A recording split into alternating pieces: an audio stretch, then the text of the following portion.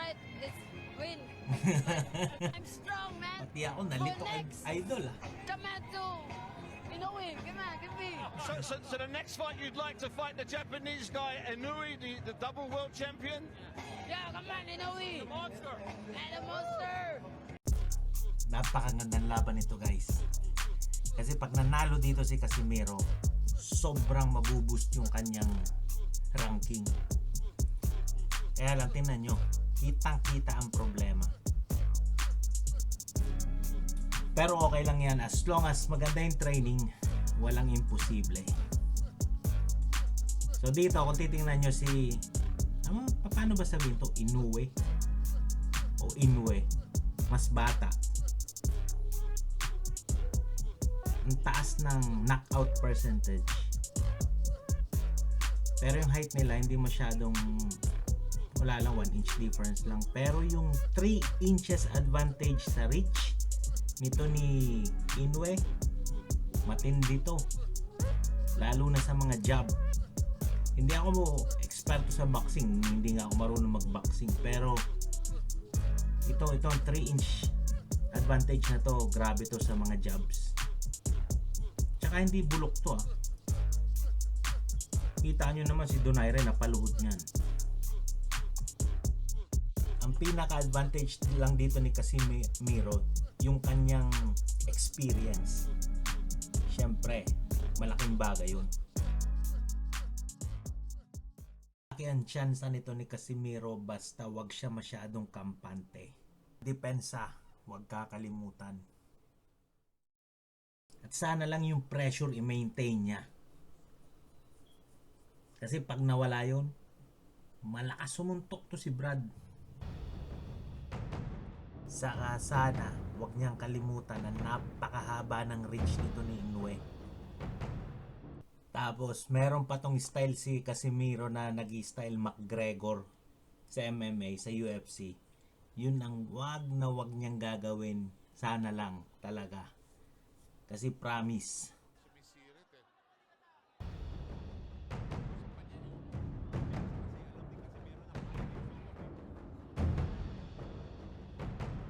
Yung laban ni Casimero kay Yamashita, 1 year ago lang to. So tingnan natin kung mababawian siya. 3 laban na siya simula nung labanan niya to si Yamashita. So malaki yung tsansa. Imagine niyo kung manalo si Casimero. Pambihira. Ibig sabihin, may chance siyang manalo kay Donaire. Pero sana manalo sa Casimero para mabawian natin to si Inoue. Stamina kaya ang problema nito ni Casimero? Pakinggan nyo to. Pagod din si Casimero. Kita mo ha, umagsak yung kamay. Nangangalahati na po itong laban na ito. Kung si Casimero is fighting in bursts, hindi siya maintain aggression coming from him. Pumipili siya ng mga 20 seconds, just enough to cause some damage and win rounds. Have you noticed that Virgilio Garcia's hardly had to break the two fighters? Halos walang clinching. Malinis ang laban sa pagitan nitong dalawang Pero kaya ni Idol yan. Tamang sa training lang. Pilipinas at bansang Hapon. Panis. Ramdam mo yung pagod ng Casimero. Guys, now live here at Pedro Diaz Gym. follow nyo yung Facebook page ni Casimero. Tsaka to si Coach Lucas, palagi nag-update ng mga ginagawa nila. Johnriel Casimero. Supportahan natin guys. Training here Sayang kung dito lang to sa LA. in Pupuntahan preparation ko to. for our fight on April 25 to 2020 at Mandalay Bay Casino and Hotel, Las Vegas, Nevada, USA. Thank you guys for watching. Team Casimero, very thankful.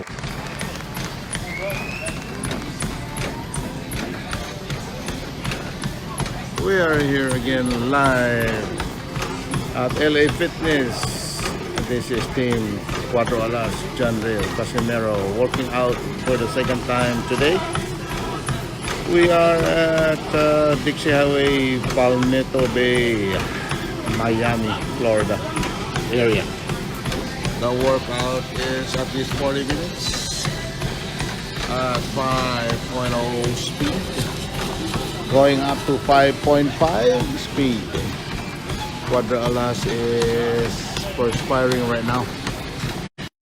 He is working diligently towards his fight on April 25, 2020 at Mandalay Bay Hotel and Casino, Las Vegas, Nevada. Rene Miranda, thank you for watching.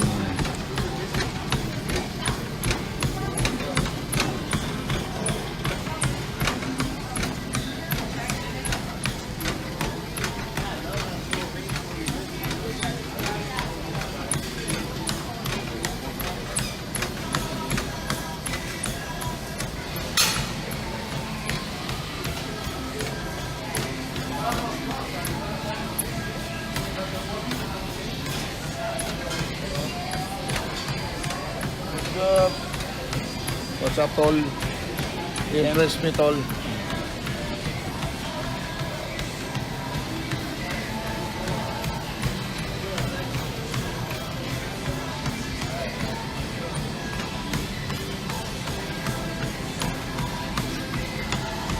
Live telecast here in Mondo Gym. Mondo Boxing Gym. Coach Pedro Diaz.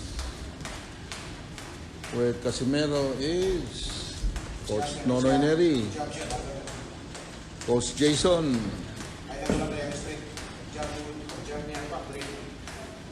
and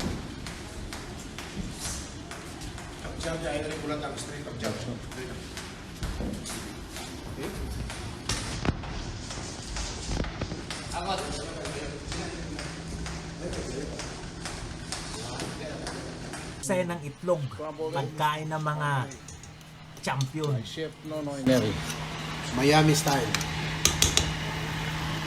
Well, salmon sinigang, and the steam rice original. Team Casimero, Master Chef Nonoy Neri, Assistant Chef Coach Ting Lucas Sugar. We have lots of eggs. We have tomatoes. Big tomatoes. And we have banana. In the other room, we have oranges and apples. And this is the lifestyle of Team Casimero. We cook healthy, protein-rich food. And Chef Tanya is watching. Thank you, Chef Tanya.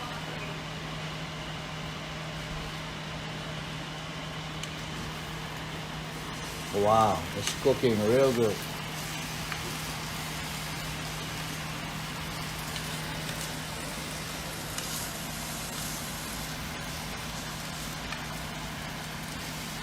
So the champion, Johnriel Casimero, will have his meal of eggs and fish and some vegetables, and we'll make him a special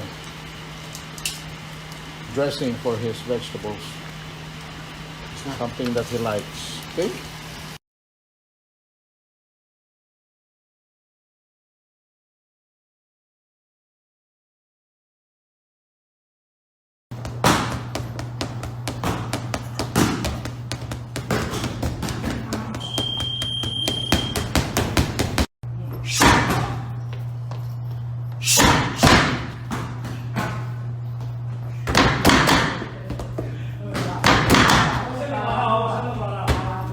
Hi, 4 SS. Hello.